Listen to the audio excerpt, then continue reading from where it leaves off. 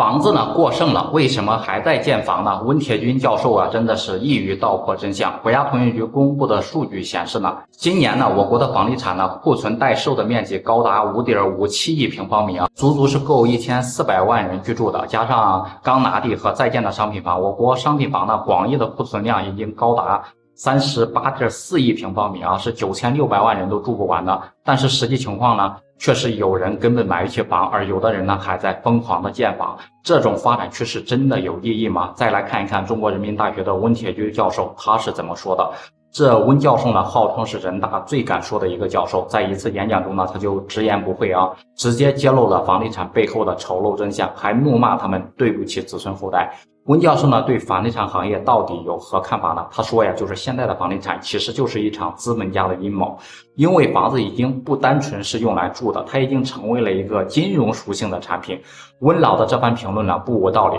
现在房子基本上已经跟教育、医疗等各种资源挂钩，你不进城买房或者不去好的地段买房，那就意味着您家的孩子享受不到好的教育，您家老人生病了去医院你就不方便，就要跑很远。为什么会出现这种状况呢？其实呢，这都是资本运作的一个结果。他们把教育、医疗这些资源全部集中在一块儿，迫使农民、普通的打工人进城买房。如果买房人的经济实力不行了，那他们要想尽各种办法让银行去进行贷款。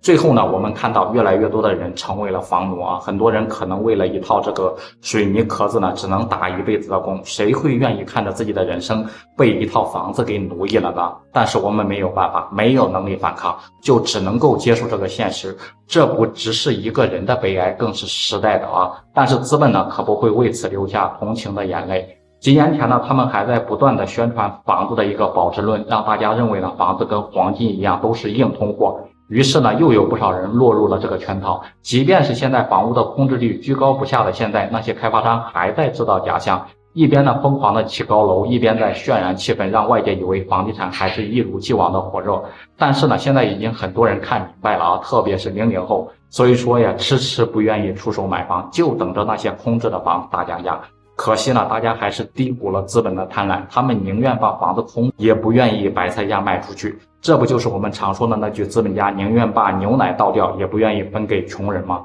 估计呢，不少人可能想问了，这种局面到底还要持续多久？温教授呢也是一语道破就是现在的房子已经进入到了过剩的一个状态，很多地方盖好的新房呢都没有在预期之内是卖出去如此发展下去，结果只有一个，那就是开发商的资金呢回流非常困难，最终呢资金链就会断裂，紧接着就是暴雷，跟恒大一样的一个结局。所以说他们认为房地产泡沫的破灭只是时间早晚的一个问题，等到哪一天资本的红利彻底消失了，那房子呢也就只剩下